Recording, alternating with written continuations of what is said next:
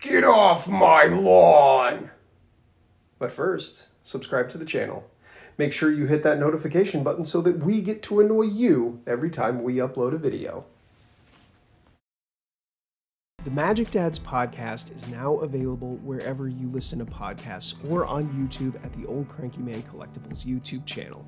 Magic Dads is brought to you by Old Cranky Man Collectibles and all of our generous patrons over at patreon.com/MtG Dads Podcast.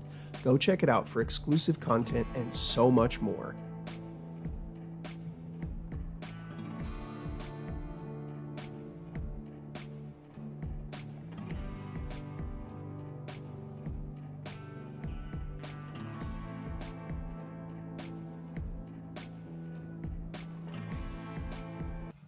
Hey, what's up, everybody? Welcome to the Magic Dads podcast. I'm Blake, and I'm here with Stefan.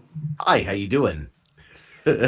So it's Monday, and that means we're going to talk about Canadian Highlander. Of course. Yeah, what were we on about right now? We're continuing our 5-part series on the 7-pointed cards. And we've gotten through the two of the really good ones. Two probably best. Not to bury the lead too much, but not the best, but two of the best. Two of the most iconic cards right in all of Magic, the Gathering. And today we're going to talk about a very, very bad Magic card. I wouldn't say very, very bad, but very bad Magic card. We sort of had a pre-discussion about how we feel about this card. We're talking about Time Vault. So Blake, what does Time Vault do? It doesn't do what R&D intended for it to do. No, it doesn't. So it's a 2-mana artifact. 2-mana artifact. It comes into play tapped. It does not untap during your untap step. Yep. You can tap Time Vault to take an extra turn after this one. Mm-hmm. And how do we untap it? With Voltaic Key or Ral Zarek, is it Viceroy, or Tezzeret the Seeker, or Voltaic Servant, or Manifold Key, or on the card, you can skip. You can skip your turn to untap it. So hold on. Let me know down in the comments if you've ever skipped your turn to untap a Time Vault, because you're my hero. You're my hero. Please no. Okay, wait. So one of the questions here on this page is what is the best way to build a Time Vault deck? Okay. Now I think it's Stasis, because I completely forgot that you can skip your turn to untap Time Vault. You only get to do it once. You can't hold priority and do it a bunch. It's just once on your. That's fine. At the beginning of your turn. It's it's sort of a weird. I'm sure the Oracle text is different. No. If you would start your turn, you can skip your turn instead. If you do, at the beginning of your next untap step, untap Voltaic Key or Time Vault.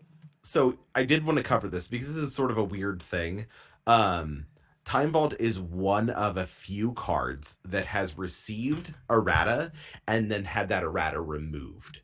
There was a point in time around 4th edition, 5th edition, where Wizards of the Coast were updating the wording on a lot of their cards, and they functionally changed a bunch of them.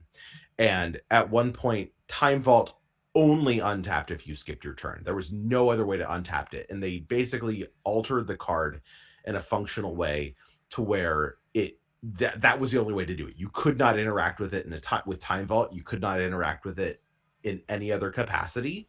No twiddle effects or anything. Mm-hmm. So effectively they fixed the card, but then they decided to unfix it. They basically undid the errata.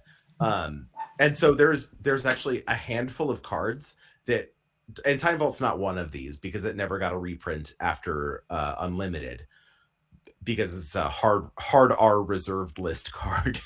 But there is there are some cards that received functional errata that got a printing of that functional errata, and then it was reverted. I did not know that. Yeah, there's the green.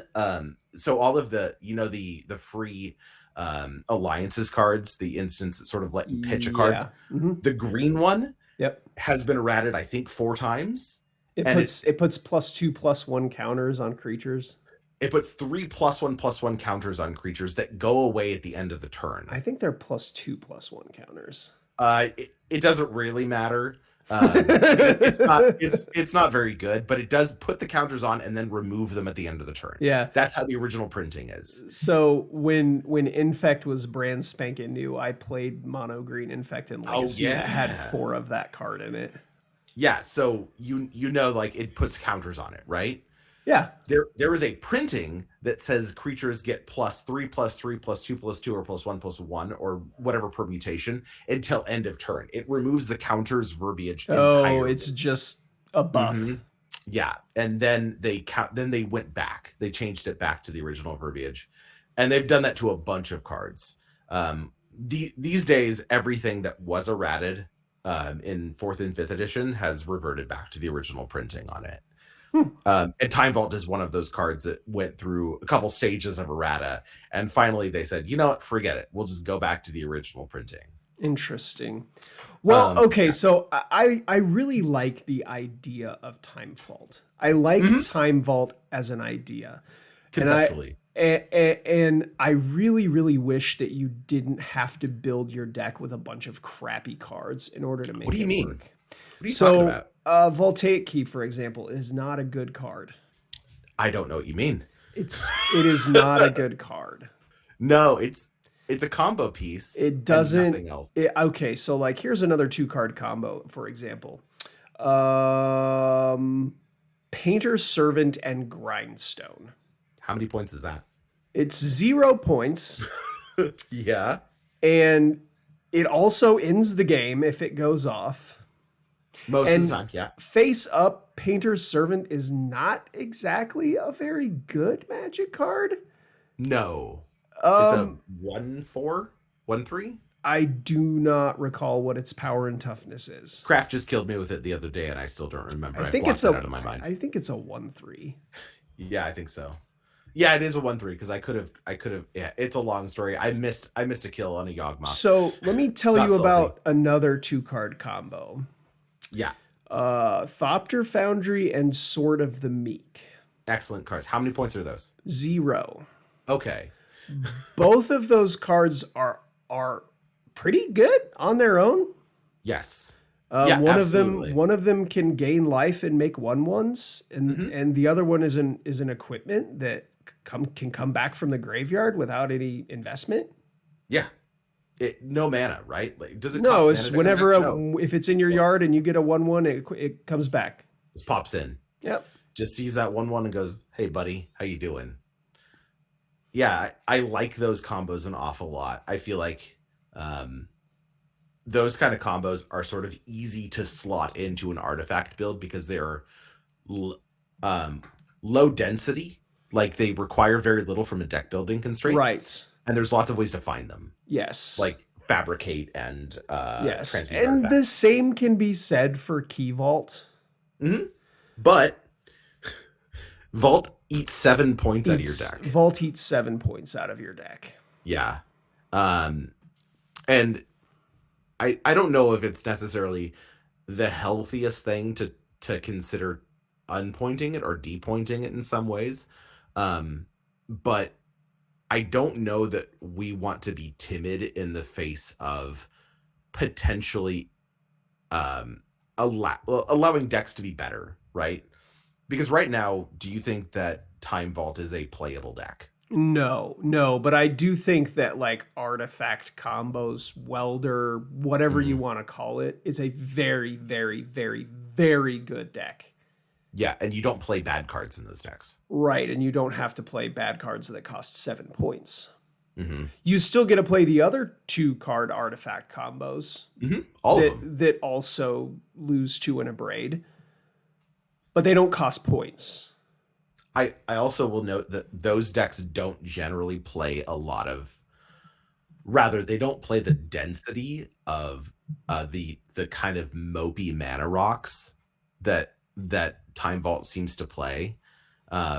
They play a lot of mana rocks, especially for a deck that doesn't seem to want I to do a haven't, lot. I don't know if I've ever looked at somebody else's Time Vault deck list. Mm-hmm. I think like, okay, so here's where I'm at. Like, in order for Time Vault to be good, Mm-hmm. it needs to not be 7 points, Right. First of all. so that I can play actual good cards instead of it in my deck, and then Mm-hmm. you know, not feel so bad about playing this. Like, I need Moxen in my artifact deck. Or I need Tinker I to need not cost 3 Tinker. points. I need Tinker or Transmute Artifact, Yeah. which you can play Transmute Artifact alongside Time Vault. You play Tinker You can alongside play Time Tinker Vault, alongside Time Vault. but then that's the entirety of your That's points. all your points. And And so it's probably not worth it, because like yeah, Tinker absolutely is Tinker I think probably worth 2, 3. three-ish points. Yeah, 2.5. It's certainly way more powerful in a vacuum than Time Vault is. I mean, Yeah, certainly. the only bar for entry for Tinker is having an artifact in play and one in your deck. Having a good one in your deck, and hopefully you have done this. You've put an Inkwell Leviathan or a Blightsteel Colossus in your deck. I don't know if I've ever put an Inkwell Leviathan into play, but I have put many I, Blightsteel Colossuses into play I with love an Tinker. Inkwell Leviathan. So, Back in the day, it was Masticore. oh yeah, Masticore. That's, man. I opened one of those and then immediately traded it because it was worth a lot of money. Yeah.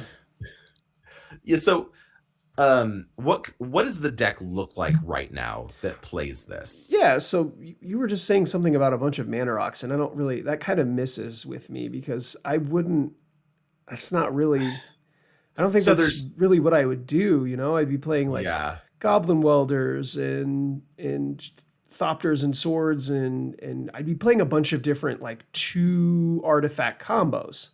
there's sort of two different schools.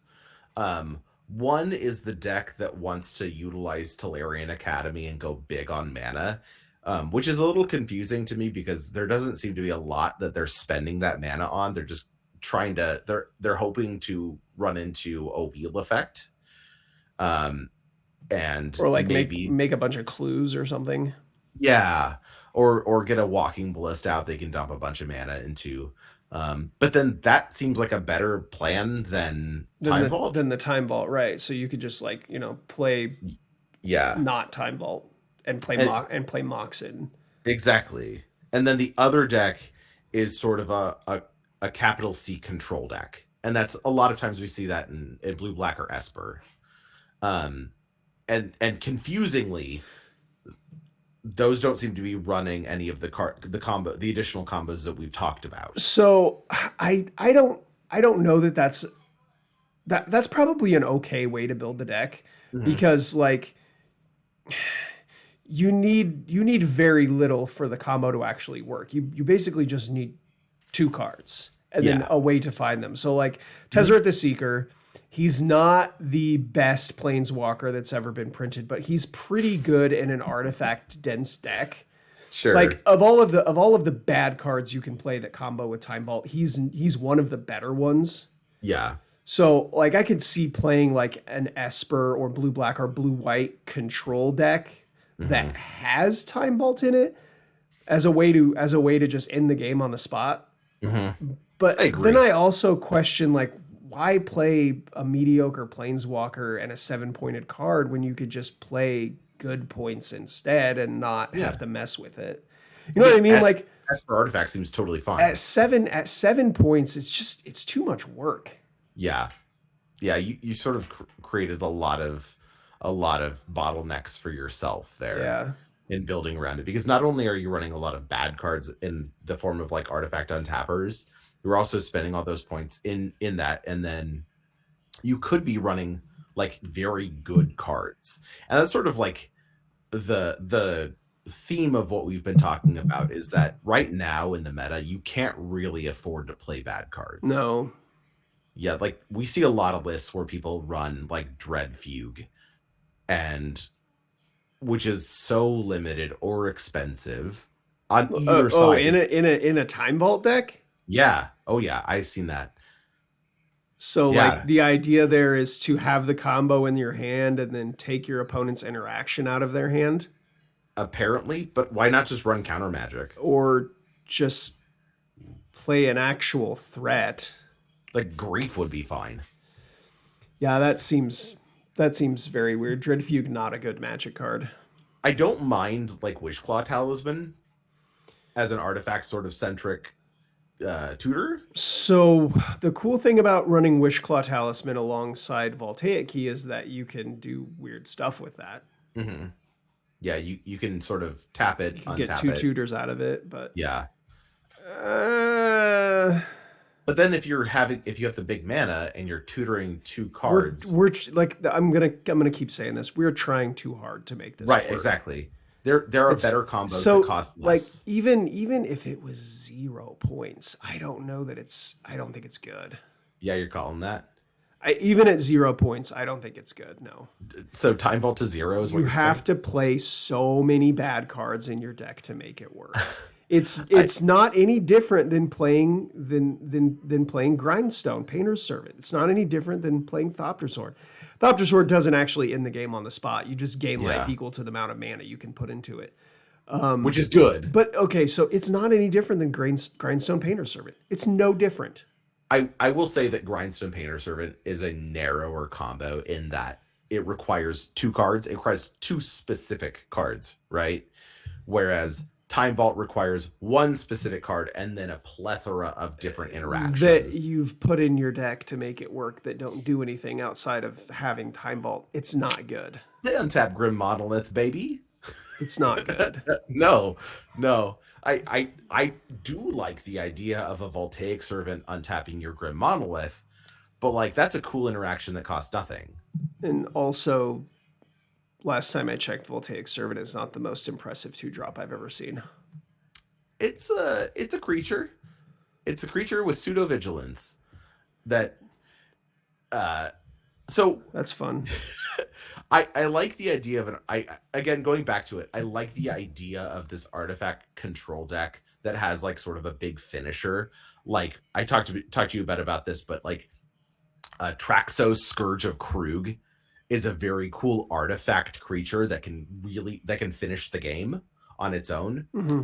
Yeah, Um you don't need a Time Vault to do that, though. no, exactly. And it can take the initiative. I don't even hate winning with like a Baleful Strix in a I combo love deck. winning. I love An winning artifact games of deck. Magic with Baleful Strix. Exactly.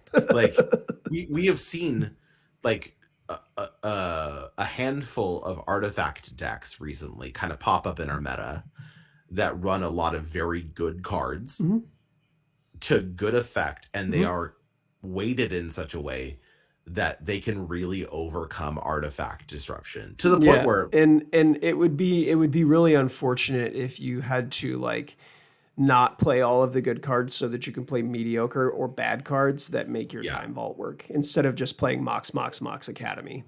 yeah, and spending 7 points that you could spend other places, either on Moxen or in like if you just want to do like a mana drain, like card draw, like some of the more efficient card draw engines, like Treasure Cruise, like I think that's totally reasonable too, especially if you're really like doing a control deck with like blue black or whatever.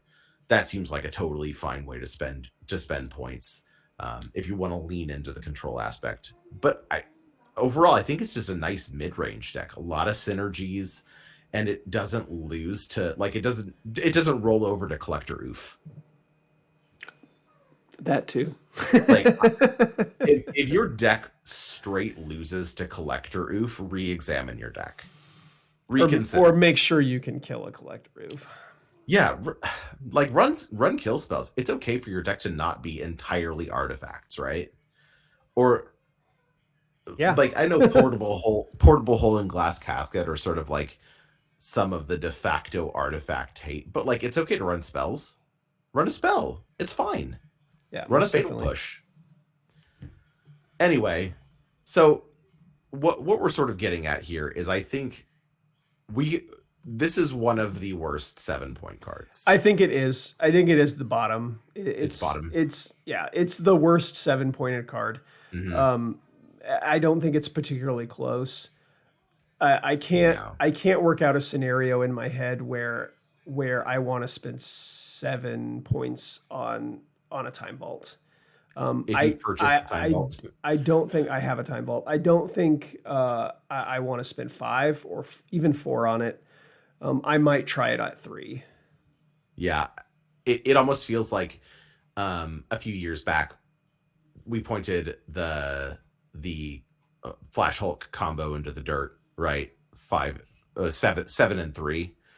And it feels sort of reactionary in that way, where there was a time when Time Vault really dominated. Oh, and I'm sure that there was. Mm-hmm. But the format is extremely interactive. Mm-hmm. It's extremely proactive, and you really can't afford to be playing a whole bunch of bad cards in your deck. So like, I kind of want this deck to exist. Part of me wants this deck to exist. Agreed. And I like I said, I can't work out a scenario in my head where it's okay to play it with a straight face and not expect to draw really bad hands and have to mulligan a lot and have to just play a very bad game of Magic when there's just better options. Yeah. So, on a final note, I want to see what people think about where it should be in points, right? Because you said 3. I think 3 is probably go back to 5. I think that's what I'm floating at. I think we can go back to 5 at minimum, and then after that we'll talk about go back a little bit more. I want to see it do well. I want it to at least be a consideration, Yeah, as a combo deck, I want it to be there. Let us know down in the comments. Yeah, engage interaction. How many points you want Time Vault to be before you think it's playable. Listen, we're so glad that you joined us today. And I just want to remind you that we're proud of you. We're proud of you. Thanks, guys. Thanks, everybody.